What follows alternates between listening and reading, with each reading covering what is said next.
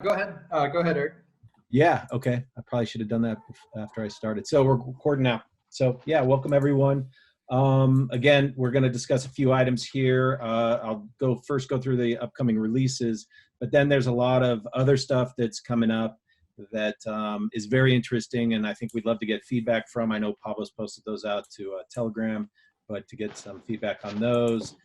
I do have some questions on some of the features that are going into the upcoming releases. Adam, I might put you on the spot to discuss Clio updates just to make sure that the VPs understand those and we can see if there's any impacts there. And then there's a few, the history discussion as well, Adam, I might bring you into that one as well. So why don't we get started, and I will share, I got to keep an eye on the waiting room here too. Let me pull up my screen 1 second and I'll go through the releases.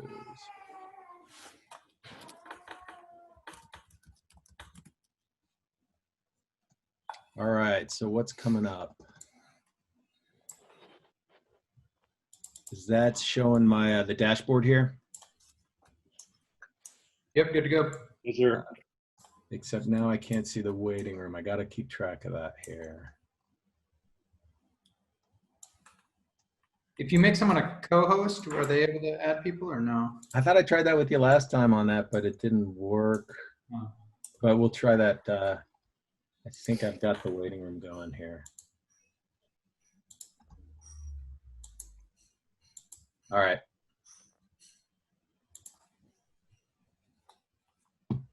So as you see, we released that September release, or I'm sorry, that's way back, the October release of FIPS 7, 9, and 10, including the fee setting there.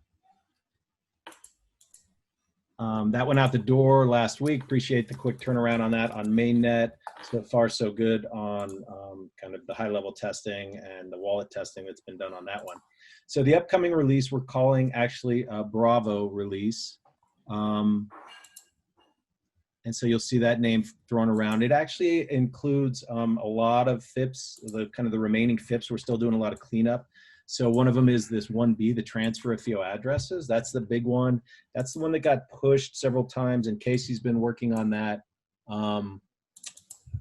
to get that done because it also involves a performance update to the request and the OBT lookup and store functionality. It involves a new set of tables. So this will be our first major, sorry, I got to keep hitting admit there. First table migration we're doing, and it involves actually, I think, 3 different MSIGs, right, Casey, on that table migration. So once we have more details on that release, I'll post those out, but that's coming up here with the 1B. There's some additional functionality that's also going into this, the ability to lock tokens. So this is, we always had the initial lock token grant, but this allows you to create new accounts with lock tokens in it. Ed's been working on that. There's just some support for kind of improving some of the getters. So get all public addresses has been requested by the wallets. We're going to be doing that. Some chain level public addressing. Some enhancements to the bundle, so you can buy bundles and do things like that. Although that may not go into this one. We kind of divided out the bundle one. There's enhancements to Clio. I do want to review those. There's discussions of transaction history and what we're going to be doing with that, because Adam's been working on the excuse me, EOS IO 2.x upgrade, and that kind of throws into question a little bit about what we should do with history and some of the updates we were going to do with the history. And then the stuff down here is stuff Pablo will talk about with wrapping and co-op. So any questions? That's what we have coming up. My guess is this will involve a single chain code update. We're at 2.0 now, so it'll go to 2.1 on the chain update. It's not a forking release, but in order to get the new getter for the SDKs, they will require that new chain update. And that getter is an important one for the transferring of FIO addresses and what that impacts in terms of getting FIO requests and getting OBT data. So that will involve that, and then a few MSIGs, contract MSIGs.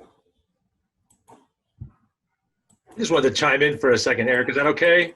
I want to chime in and just say thanks to the BPs for the cooperation in getting the fee vote out. I think we've started the journey, but there's still a long way to go. I'm still very personally bordering on frustration that we don't have every block producer all registered, unregistered, everybody voting. So you guys on this call have already participated in the voting. I just want to say that I appreciate you. Thank you. Thank you. It's a good number there, though. Like, that looks like they have, right, Ed?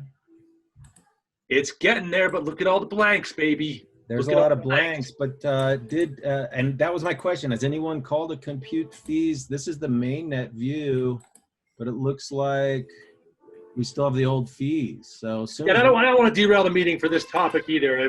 No, that was the second item on the agenda, Ed. Oh, great! I didn't notice. Thank you. No, you're in. You're All into right. it. Do it. Jump the agenda. That's what I'm doing. No, that Well, we're right on. I'll go ahead and throw in there is that if you want the historical version of all of that, we're starting to track that on our stats site, FIO.stats, EOS USA News. So you can see it actually trending when people are doing it and when they're changing them, things like that. So more really? historical.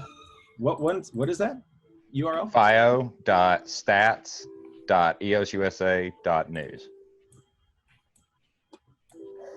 So it's actually tracking a lot of things. There's all the nodes and BPs and everything. Cool. If you look in the upper right-hand corner, there's a fees, and it's still kind of getting built out, but it's also tracking Hyperion. I know we talked about some of that too. So anyway, we'll get to some of that.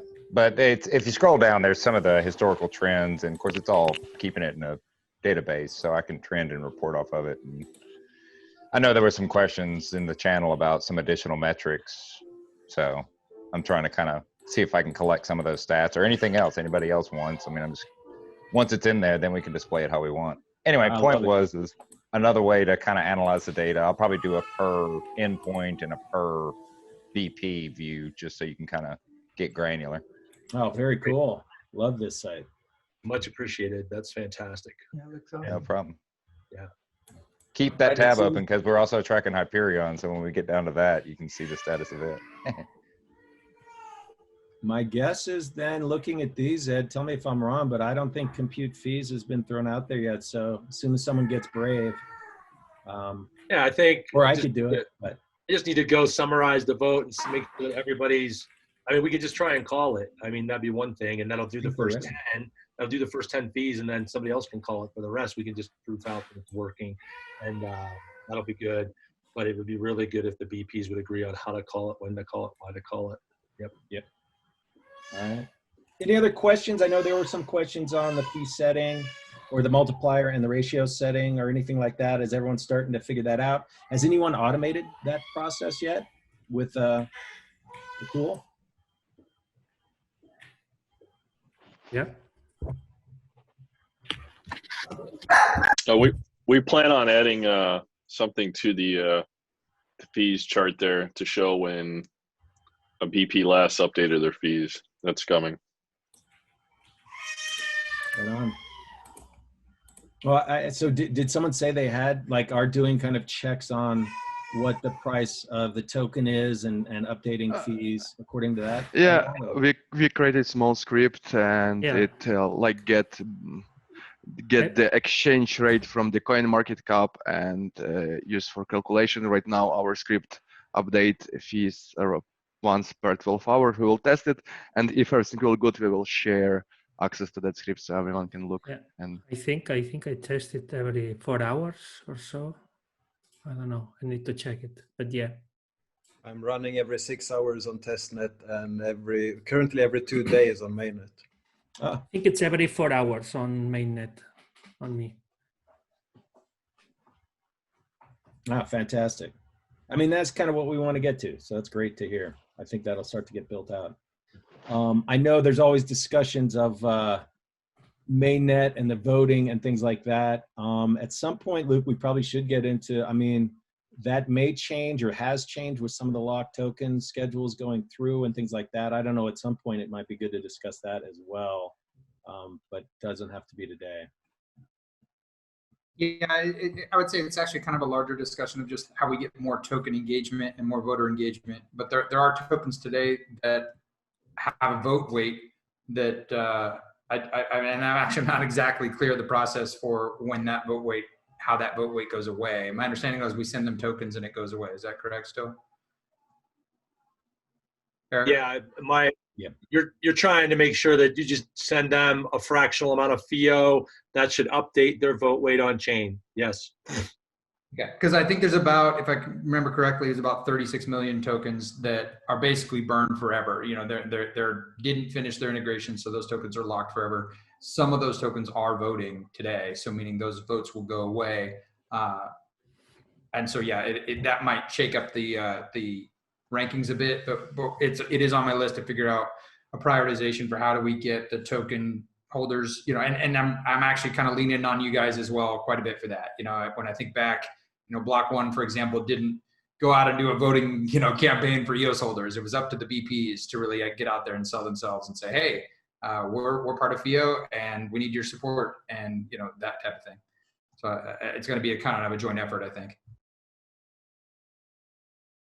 Sounds good. One more thing I did want to discuss, and then Pavo, I'll bring you in. But Adam, do you want to review really quick? I just want to make sure that the changes we're putting in for this next Bravo release on Clio, that the BPs understand those. And there may not be many impacts, but I know you're doing some renaming and updates to the actual Clio calls. I don't know how extensively those are used, but I just kind of wanted to make sure everyone was aware of that. I can bring up that one screen.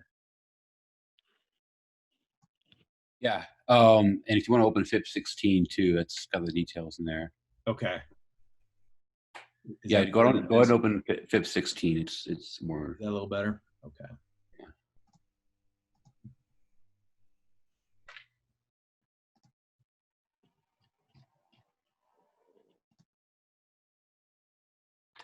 Are you seeing that? Okay.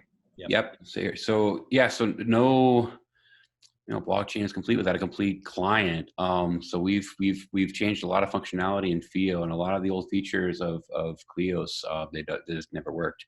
So the idea was to go ahead and add the new subcommands that were appropriate for FIO, and remove subcommands that just makes no sense to have because they don't exist within FIO. So some of the example subcommands that are removed are currency retire, currency transfer. Because the new subcommand will be specifically transfer, where you will just issue Clio transfer and then the subsequent parameters, and then that's it. There's some added functionality that I want to go ahead and add to this. It's not complete, obviously. There's a little bit of work to do, but my time is in other efforts. So there's a default max fee. Right now it's hard-coded it within Clio, so you don't actually have to supply the max fee with any of the subcommands. Unless you want to actually provide it as an optional parameter. This value has to be large enough so that the current set fees, you know, they don't exceed this value, so the default max fee is enough. With that being said, later, if I have time or if someone would like to add this, go ahead and add a V1 chain get fee query in there automatically with like an auto max fee flag, and go ahead and just retrieve the endpoint fee amount, and then append it to the transaction before it's pushed out. So you like a max fee variable and set that as the result or something. So really simple feature, Clio, that would be nice to have, so you don't have to go dig around for fees or just retrieve that automatically. And the other one was the renaming of Kios D. So if you want to scroll back by to, yeah, there you go. So Kios D, there's been some conflicts with the wallet, so we want to go ahead and separate the wallet out. So really, all this entails is renaming the binaries and a few symbols from Kios D to FIO wallet. This run separately. You have this in the same system with the EOS wallet, and they shouldn't conflict. That's one that will be added, and so will the default max fee. There's also some custom endpoints that. Basically, there's definitions in the code. I think it's like the HTTP header where if you're using a FIO custom push transaction endpoint, it will automatically route to that custom push transaction endpoint and not V1 chain push transaction. This is probably going to get ripped out though, because I think I think the consensus is we're going to go ahead and focus on the push transaction endpoint, but that's also another conversation. So let me know your thoughts on that one. Yeah, so thoughts from anyone on these changes? I don't know the extent to which Clio's used, or these changes will impact you, or the renaming of the wallet, or things like that. It might have some impact, but I need to review the changes. Okay.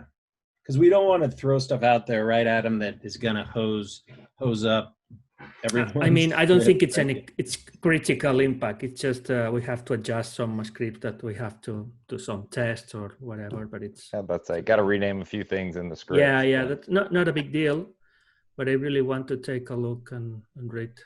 Okay. That being said, so the old currency transfer, I don't think that worked anymore because there's no longer the core symbols and all that to change. So the anything that was if you're using Clio for like a push transaction or a get table, those general features, they're not impacted.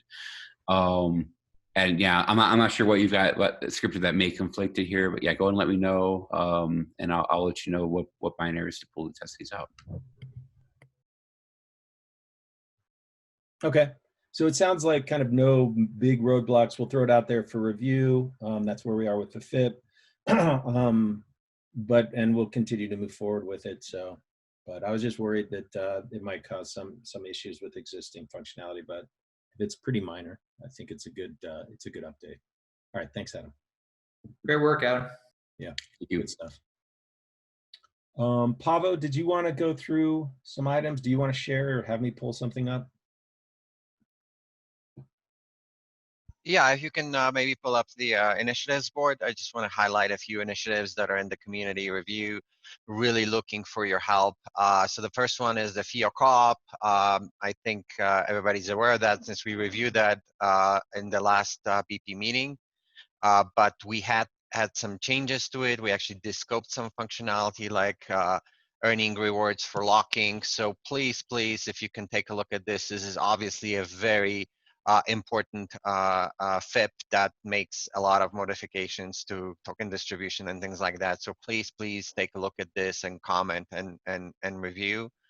The other one is DeFi interaction using FIO Protocol. This is really more of a idea at this point. There is actually a couple of, or three, I think, ideas on how FIO could potentially be used to interact with DeFi.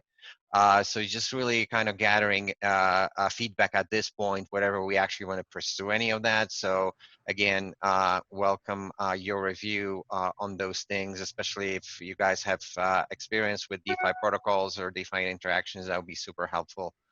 And the last one I want to highlight is FIP 17, which is the token wrapping. This is also now going to a final stage.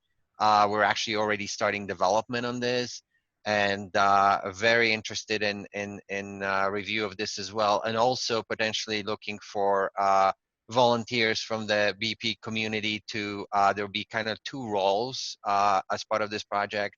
One is going to be we will need oracles, and I think we're kind of currently targeting 3 oracles that will be the BPs, and I apologize for drilling on my roof here. It'll be 3 VPs that will act as oracles, and more BPs that would act as custodians of the Ethereum smart contract. So really also looking at, aside from review, also looking for volunteers from the BP community to actually be the oracle and or the custodian of the Ethereum smart contract. There are a few others in here, but those are kind of the 3 most important ones that I know you guys have limited time. So if you can just look at those 3, I'd really, really appreciate it.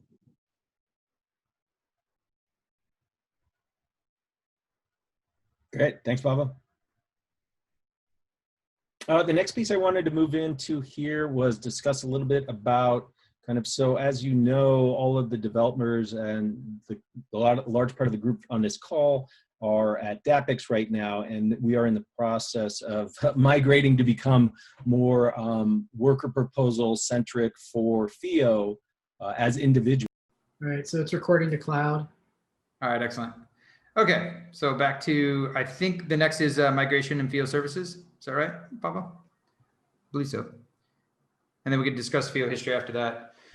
So this item, as far as I understand, we're, as it kind of relates to what I just said, actually, in terms of getting more involvement with the community. And so as we're kind of has always been the original plan. The original group of people that built the original company structure that built the FIO protocol, the DAPX Corporation, has always planned to essentially decentralize and become more part of this open source community. So all of the participants, all the developers, the marketing, everyone that's involved is now, and you can see this on our worker proposal board, they're creating their own proposals to work directly for the foundation. And this kind of centralized entity is going to be going away. And as part of that process, as we continue to decentralize, there's a lot of services that DAPX has been paying for that doesn't kind of make sense anymore. These are services that we want the FIO community to be supporting and hosting. And, whereas the foundation will support things if it has to, the ideal situation would be that members of the community see this as valuable and they decide, yes, we'd like to actually support that. So for example, would be the FIO registration site, or even multiple copies and instances of the FIO registration site. And I think we mentioned this a week or two ago, and there was some interest from some of the BPs about doing that. So I wanted to open it up a little bit to see if there's any updates on that specifically. But in addition to the FIO registration website, there's also, what was the other tool that we were discussing, Pavo? Was it the stats that Todd's been working on, or was it something else? Yeah, stats is one of them. I've also been having some conversations about migrating the FIO store. What else there? I think there was something else. I forget now. Yeah, and so like what you showed, Michael, like that's a great example of the community stepping up to be like, hey, we've got some great stats. We're providing some of this value. I know Brad, you worked on the e-commerce stuff as well too. You kind of exploring that. So great examples. I'd love to see more. And so yeah, I want to stop right there a little bit and just see, are there any questions on that process and what we're hoping to do, what our intention is. Our thought is, again, if some of our BP infrastructure is already running, significant AWS accounts, they've already got servers set up for these type of things. It doesn't exactly make sense for the foundation to get in the business of managing AWS servers, for example, right? That's not exactly, core to what we're trying to accomplish. And so it would make sense for the community of infrastructure providers to be able to step up for some of those types of things. So that's we're our going to run whatever. So, just let us know what we can run. We don't write it. So, just need to kind of get fed whatever version's being tweaked, but happy to run as many servers as you need. The store and the registering page, they all need some kind of Coinbase account, right? To process payments. Yeah, and we could talk through that right now, because those tokens are provided by the foundation in terms of registration. So the foundation would need to have some kind of level of access into your infrastructure at some point, like whether that's an AWS shared key. There'd be obviously some agreement and level of trust between the foundation and whoever decides to host that. So that was something we could definitely work out. So we would continue to use the Coinbase account from foundation in that particular example. But in addition, and I want to make this real clear too, this is a great way for every one of you as a block producer to essentially what's the word I'm looking for? If you've got your FIO tokens and you want to diversify, there's the word I was looking for, diversify into other currencies. This is the very best way to do it, is to provide a FIO registration website so people can then pay in Bitcoin or Ethereum or something else to register addresses and domains, and you would be able to then pay those on-chain fees with the FIO revenue you get as a block producer. And obviously, that FIO revenue comes right back to you as well. So if each and every one of you I'm sorry. It's good to mention also that you get the TPID fees, so you're paying yourself twice. Yeah, there's so many reasons, and this is the reason why we worked hard to make the FIO registration site fully open source and available to anyone. It's right there on GitHub. There's just so many reasons that we would love for you all to participate in that. So, and that was our hope from the very beginning. So I would love to see, for example, 20 different FIO registration sites and your own marketing teams and your own marketing budgets, pushing that forward, promoting the FIO protocol. And then eventually, hopefully, this becomes such a great revenue opportunity for you all that you're directly working with wallets and exchanges, helping us, helping the foundation get these integrations going. We're building a team, sales, marketing, biz dev, and all that, but it's a lot of work. When we talk about integration with every single wallet and exchange on the planet, that's a major, hairy, audacious goal. And then we want to go beyond that, and every single company that hasn't yet figured out how they're going to do crypto and blockchain. and they're going to look at this as a solution, as a user-friendly solution to get into crypto and blockchain for their company. So we're going to need a lot of help, guys, and I think it's this team that can make that happen. So yeah, I think I mentioned that I will take a look. I took a look on the source code. I was checking the process, and then I had to stop when I saw that I need a Coinbase account, that I was processing payments.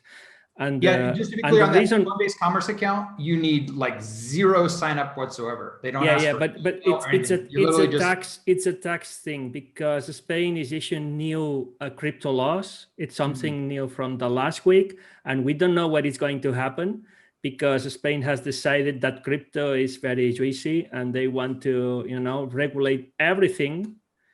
And now they are in a hurry. So even my block producer work, I don't know if it will be impact eventually. So I guess the next month I have to wait until what Spanish government does, and see if I have to move my company outside the country or whatever. Not easy.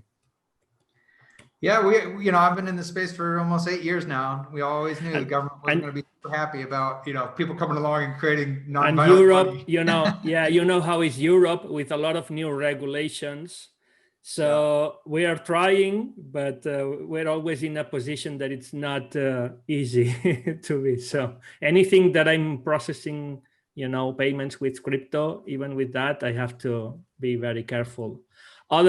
Aside from mining, because it's clear, defined in the Spanish regulation how to account and tax that, but the rest is not. It's subject to changes right now. So. Understood. And in the Coinbase Commerce does support like USDC, for example, as well. So if they end up deciding that a stable coin is more acceptable, maybe that's an option. Cool. But again, I really appreciate you guys all looking into these opportunities. And we do, like, within the next month or two, we really have to start making decisions as a foundation. And this would, of course, help with our budget as well. We're a nonprofit. We didn't do some big ICO. We're not sitting on a whole bunch of non-FIO funds. So any help you guys can provide by hosting some of these applications and supporting them would be phenomenal. Luke, is there a list of them? Yeah, where can we find the list? The list is mainly the FIO registration website. And we have to find at least, we're looking for at least one partner who can commit, to running that on behalf of the foundation. And that would be literally at the FIO Protocol IO domain. So that would be the most critical infrastructure. And Michael, you've stepped up a number of times offering that. So maybe we should talk through that a little if you guys want to take that on. And then beyond that, it's, you guys any of you running a branded version of the FIO registration website. Independent. Yeah, look, if you want like a container or a virtual machine on our servers in Brazil, it's fine. We can give access to that to the foundation. Even it could be totally controlled for now if you have problems with the Coinbase access and that stuff.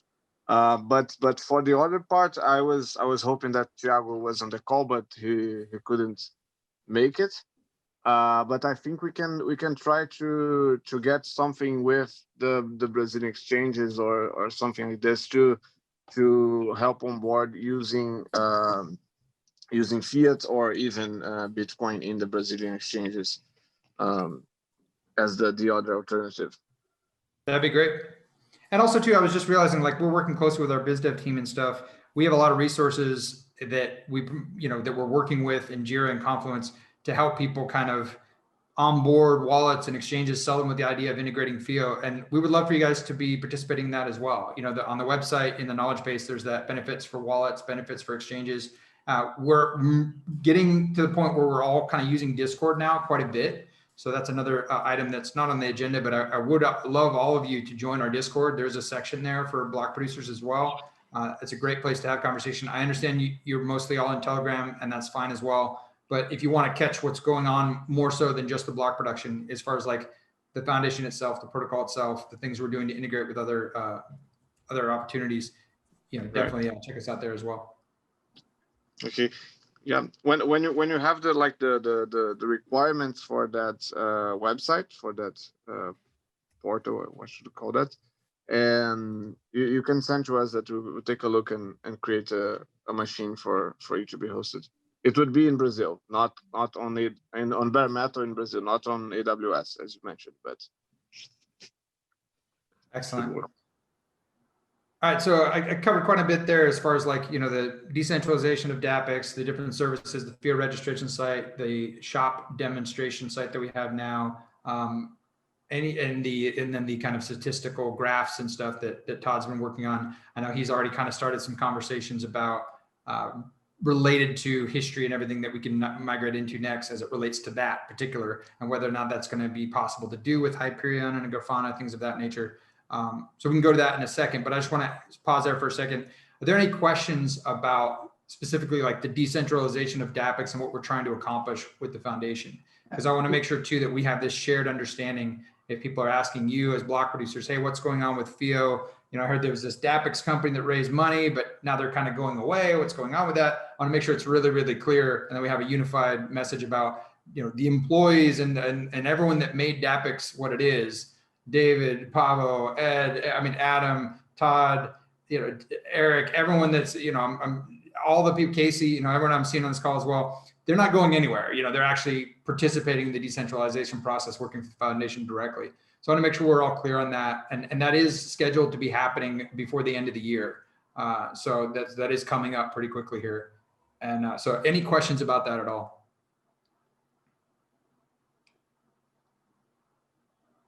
All right, cool. So yeah, I think that the last, I did want to mention as far as the shop, I'm working with Pavel and Joseph. I definitely want to take that over or some version of it. Just to let you know that's going to, you know, I'll make that happen. Excellent, Brad. Thank you. Really appreciate that. Wonderful.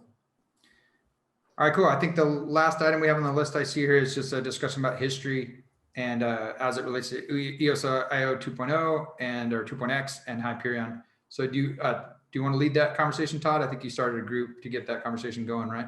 I think, hey, I'm back. Sorry, melted down there. My computer melted down.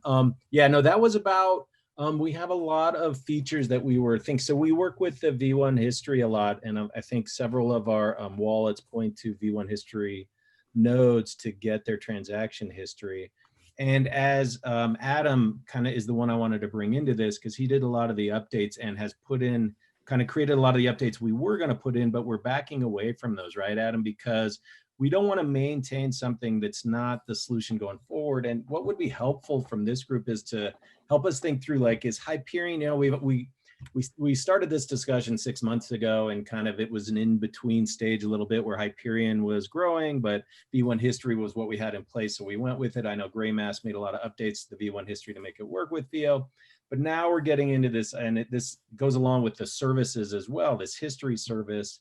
Like, what does that look like going forward to offer to our wallets who want to point to a history server and get transaction history? And I guess I just don't have a totally clear picture on how that's evolved over the last several months. I don't know, or Todd or Adam, do you have anything to add? Let me get into Hyperion here. Although we are not running our FIO Hyperion at the moment, but this is because other infrastructure problems. Since the pandemics, we are like a little bit slow here in terms of reorganizing our infrastructure that we need to do.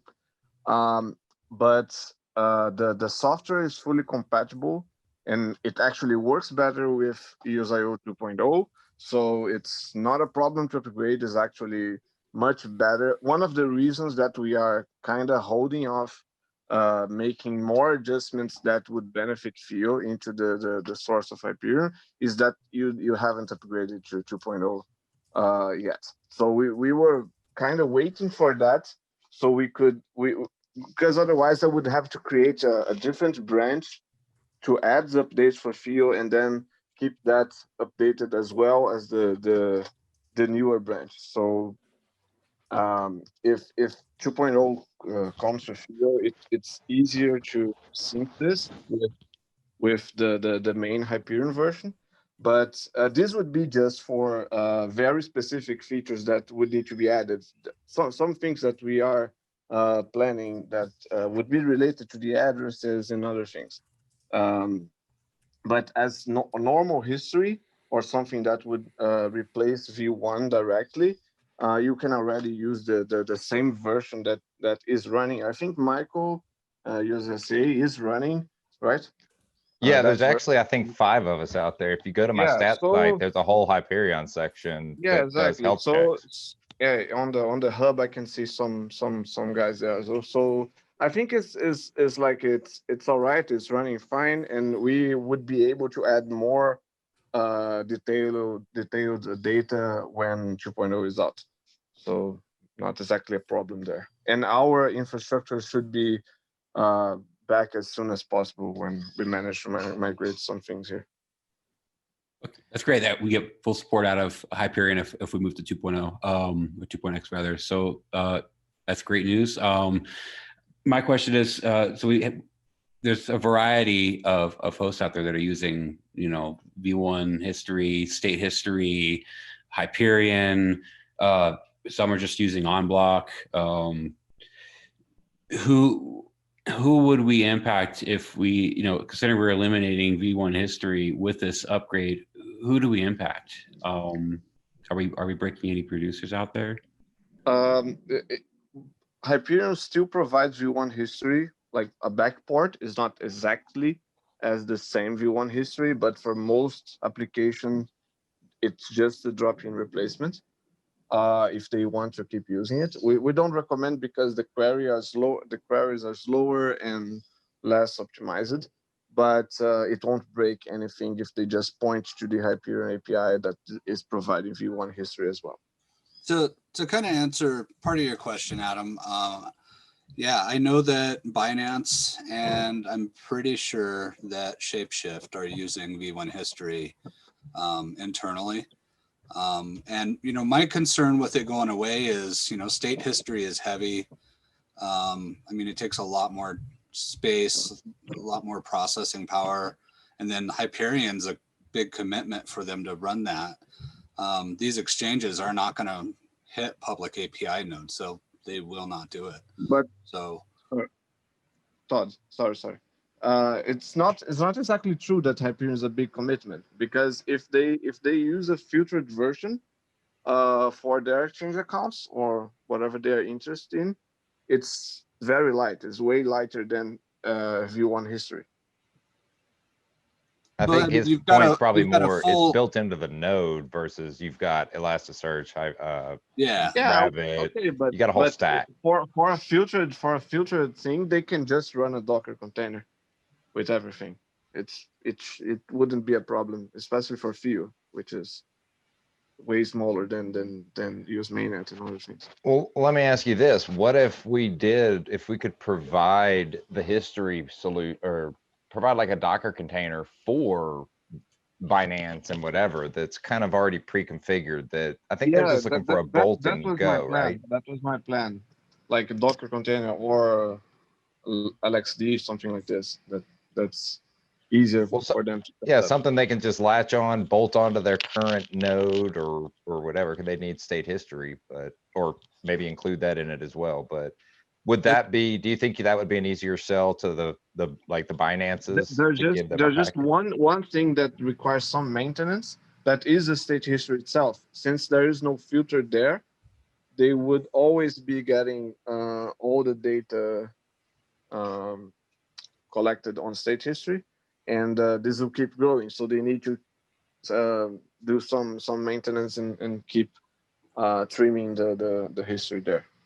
And also, I know that Shapeshift at least is using Kubernetes, so then you run into problems of, hey, I'm switching nodes.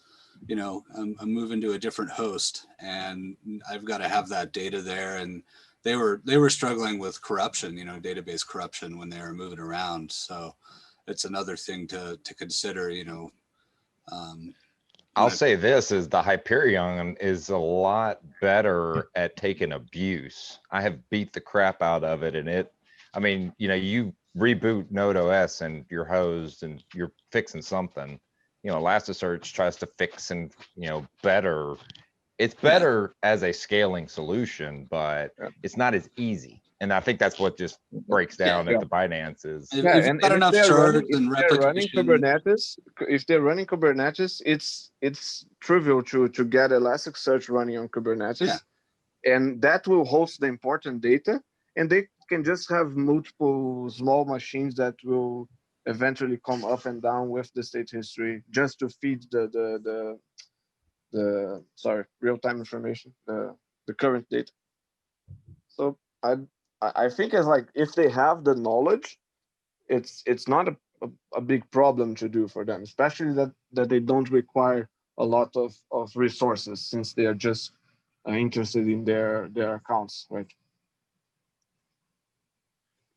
What is the motivation for actually removing V1, considering it works fine with V2 or with EOSIO 2.0? We may have been making a bad assumption there. Yeah, I mean, we're still running it in multiple instances with EOSIO 2.0. And another factor to kind of throw into this discussion is that the trace API will be available in EOSIO 2. Oh, that is right. So I know a lot of exchanges actually use the trace API for, as opposed to any of the other solutions for monitoring transactions. So the trace API is a lot more forgiving than the native V1. It doesn't have history necessarily, but it lets you derive history. The custom solution we're running right now on EOS and now Wax uses the trace API as its data source, and the trace API is trimmable. So it is, in our opinion, a lot better than using state history. Yeah, I think some of the motivation for discussing V1 history was because we had on our list making improvements to it, and we didn't know if it made sense because anytime you add a new call or a new, way to select the data that Adam's been working on, that means you need to maintain it going forward. So, I mean, it does make sense if a lot of so we have these groups that run their nodes internally, and maybe they have different needs, but anyone pointing out to our history nodes, they have to make that selection. And it seems like if most of the groups are running Hyperion, that is a good, we want to, what I'm trying to do is package something up, and here's what you do for history. And if that's a Hyperion node, for the most part, for these wallets that don't run their own nodes, that's, I just trying to simplify things a little bit. Now, you're right. If we have V1 working now, why not maintain that for these groups, Todd, that you said that are already running it? I mean, that's fine as well, but I don't know if we should be shoving too many improvements into it. It seems to be working as is right now. That would be my kind of what I'm hearing. And you mentioned before that there's a lot that actually has to go into the V1 history. Every time we make an alteration to like an action that has like a pub key that has to be derived or hashed down or something, some weird alteration to the history set account has to be made. We maintain that. So like we had to do that for like transfer domain, transfer address, requires new structs to be put in there to deserialize those correctly. There's just a little bit of maintenance on V1 history. And the question is, if it's portable, and I haven't had a chance to actually test our V1 history on 2.0 yet, because I'm actually like 3/4 of the way through actually upgrading it, so I haven't been able to actually spin it up yet.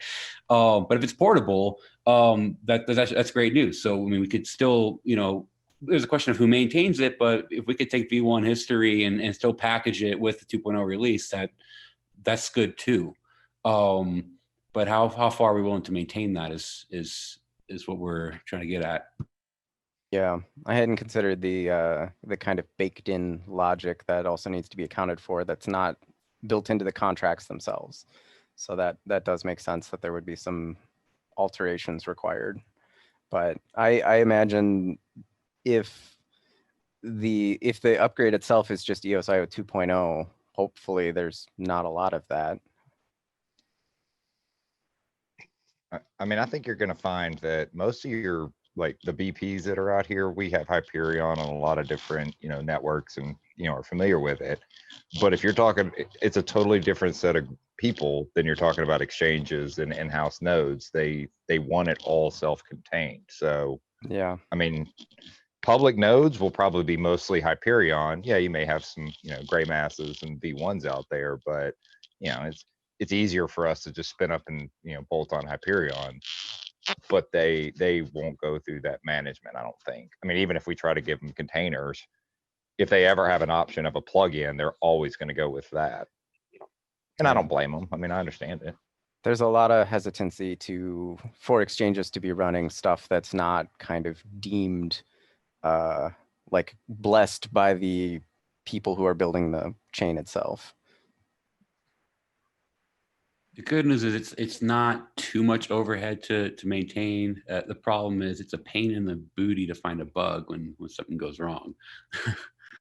Yeah, that's kind of EOS.io in a nutshell. Well, isn't that V1 history? Isn't that kind of why it's deprecated? I mean, that's part of the fundamental, push away from it originally was it's not going to get any uplifts ever, other than what we do. The deprecation there is because the storage model doesn't scale. That's the problem there. Yeah. The original storage model and running everything on RAM or like swapped storage is really. I mean, that's my point. Is that they've given up on it and they're not going to fix it because of that reason. I mean, that's not what we're running here, though. The history plugin that FIO runs is split storage. It doesn't require RAM. It's a modified version. I mean, but it doesn't scale like you. You can't put another machine to increase our storage without splitting like half the blocks in one, half the blocks in the other. It's not it doesn't have a built-in scaling solution. That's the reason. Does FIOS though? I mean, Aaron's saying FIOS is more efficient. Is it rewritten to that level? It is broken up in some ways, but it is not. It doesn't have like sharding like Elasticsearch would. I get that. Yet we're still in a position where like it's, from what I understand, the V1 implementation, not the plugin, is more scalable than the V2 implementation. It's not as much data. Yeah, of course. It is less data because there are far less indexes as well. Total use on mainnet right now is 6 gigs, 6.2 gigs. Yeah, and I would talk about that. So I think for FIO it will still take some time for people hosting V1 to become a real scaling problem. As on EOS, we have a problem that it's hard to work with V1, to scale with V1. So, but I think for FIO it should be fine for at least a couple of years. Yeah. Yeah, the rate of growth has been pretty small. Yeah. Yeah, and there will be in 2.1. I think, I don't know if they will add earlier. There will be automatic pruning on the state history as well, and blocks.log. So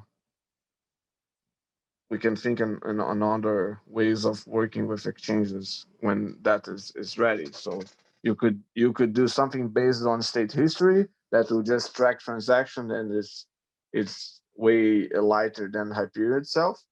And then you keep trimming the state history automatically with the new features in 2.1. So I think more features will come in the future, things that Block One is working on that we could benefit of.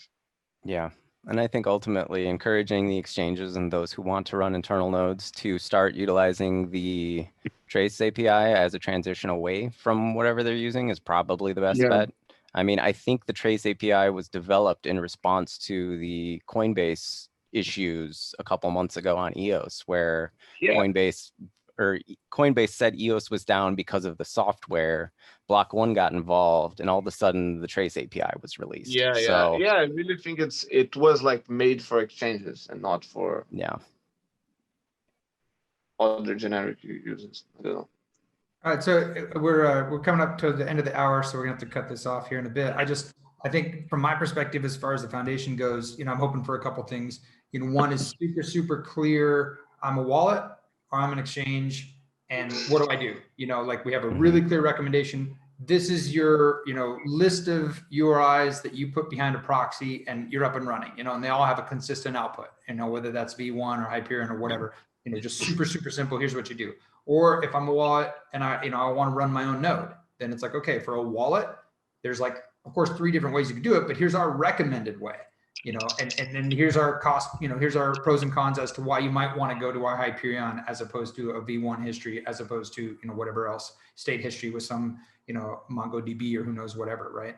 And then the same thing for an exchange. I completely agree. Exchanges want to have the most minimal amount of infrastructure possible. They're not running a full, hosting environment as their business necessarily. So that's what I'm hoping for. And I'm hoping for that, discussion to. I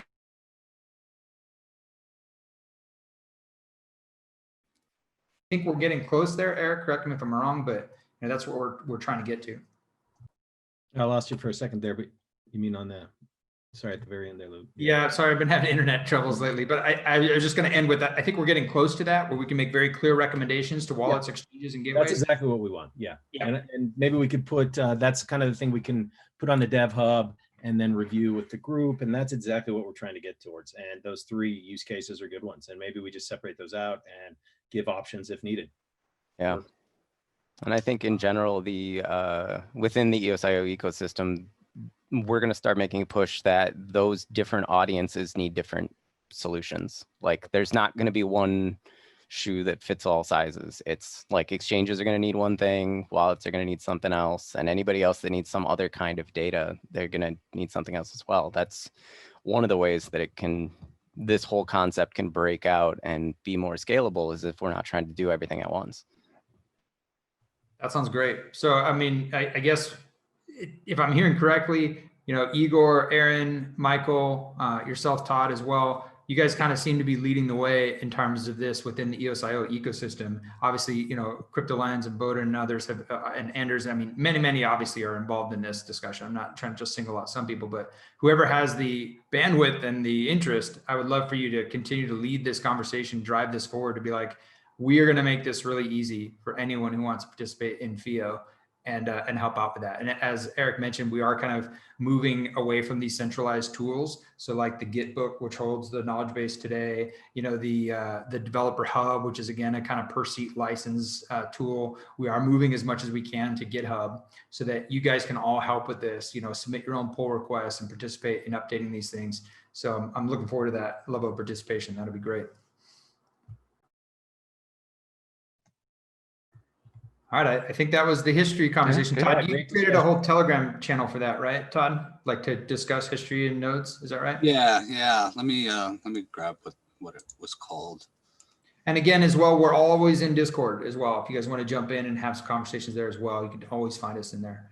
But I think that's pretty much everything we had on the list, and we're out of time for Q&A. So let's keep the conversation going in Telegram and/or Discord. Really appreciate you all showing up today and your passion to make cryptocurrency easier. That's what we're trying to do. We're trying to make this whole system useful. We're in this industry, and if you've been in it for even more than a little bit, it's hard to use. And so what we're doing is important, and I really appreciate all of you. Thank you so much.